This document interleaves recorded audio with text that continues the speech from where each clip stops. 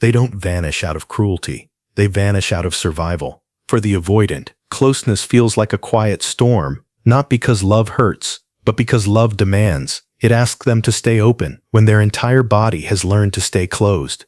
So when connection deepens, their instincts don't whisper, they scream. Pull back, breathe, disappear. You see, avoidants were never taught that safety exists in closeness. For them, love became a place of pressure, a space where they could lose themselves again. So when they leave, they're not trying to wound you. They're trying to protect the fragile balance between wanting love and fearing it. And yet what follows that silence isn't peace. It's distance that pretends to heal, but slowly starves them instead. Because even as they walk away, something in them keeps listening, for the tone of your voice, for the steadiness they once felt in your presence. Missing, for an avoidant, doesn't arrive all at once. It's not the flood of regret you might imagine. It's a quiet ache that grows in the absence of noise. It begins when your energy fades from their world, when the one who once chased suddenly becomes still, when the mirror of attention turns cold, and they can no longer feel the warmth they used to run from. To you it might look like indifference, but deep inside, their detachment starts to fold in on itself. Because the one thing an avoidant can't truly escape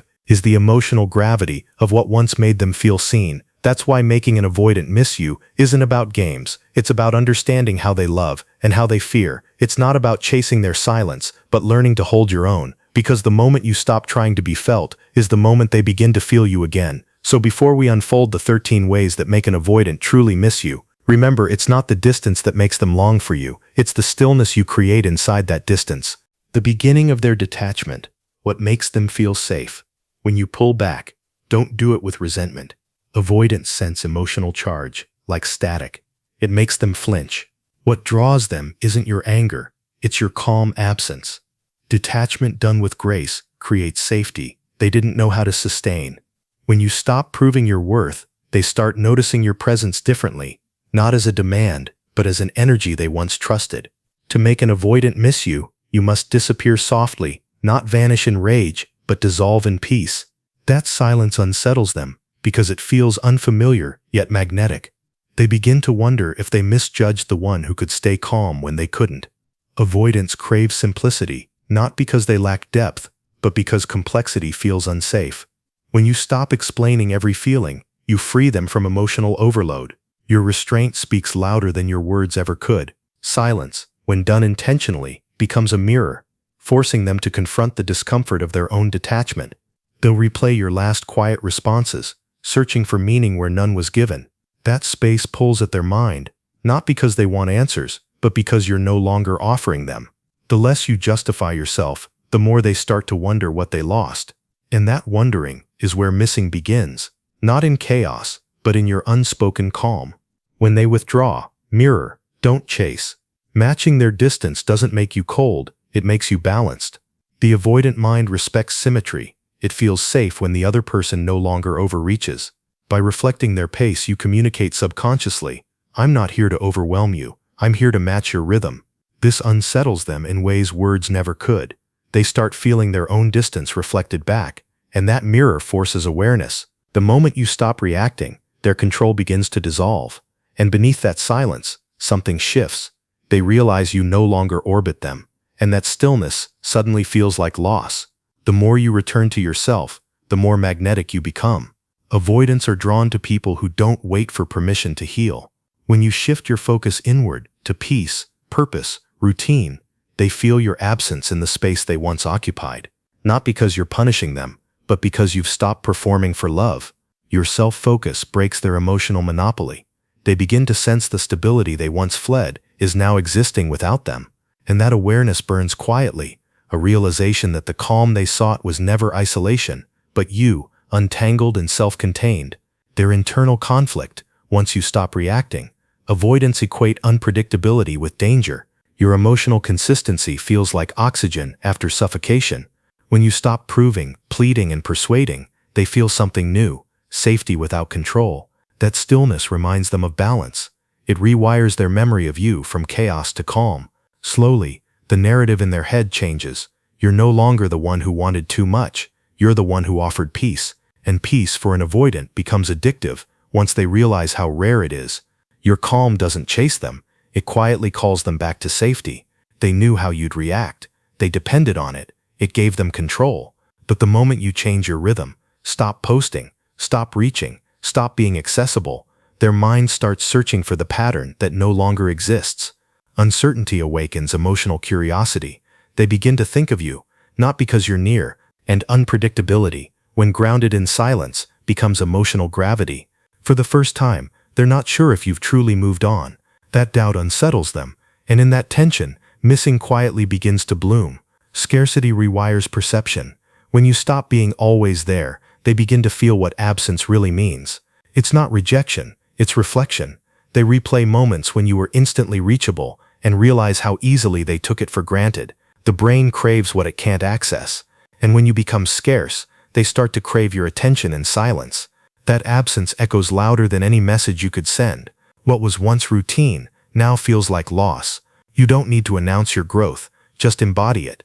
The avoidant watches from afar, drawn not by jealousy, but by contrast. You've changed, and they can feel it.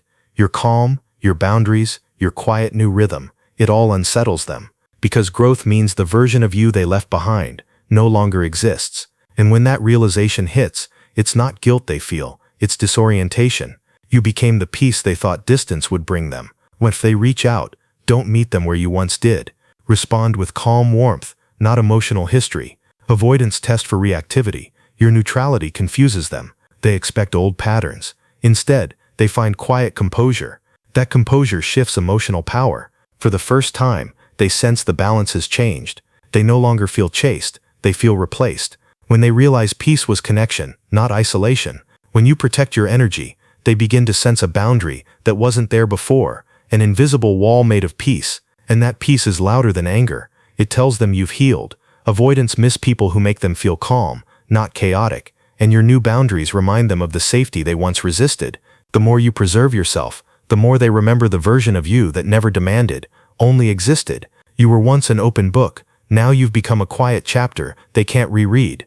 Mystery unsettles the avoidant mind. It ignites curiosity without threat. They start imagining your life without them, filling in blanks with memories that used to feel safe. That wondering slowly turns into missing. They realize that silence is not absence, it's power, and now, you hold it. Routine is emotional gravity. It anchors you in your own world, and that stability radiates power. Avoidants subconsciously feel that shift. They sense that you no longer wait, and in that grounded energy, they remember you as peace, not pressure. When your life becomes full again, they feel the gap, not of presence, but of energy. That's when missing stops being curiosity and becomes regret. Their realization doesn't arrive with tears, it arrives with silence that grows heavy. Time becomes the mirror they can't avoid. Every distraction fades, and they start noticing the absence that no one else fills. Missing for them isn't dramatic, it's delayed understanding. They realize too late that connection was safety, not suffocation, and by the time they come to that truth, you've already learned how to live beyond their distance. In the end, it was never about making them miss you. It was about learning the art of stillness, the silence that doesn't chase, the calm that doesn't beg to be felt. Because what truly makes an avoidant long for someone isn't guilt or regret, it's peace. Peace that can't be controlled, peace that remains even when they leave. They ran to protect their comfort, and you learned to protect your energy. It wasn't revenge, it was realignment. You stopped trying to explain love to someone who feared hearing it, and in that quiet choice, you became powerful. You became the silence they didn't know could echo.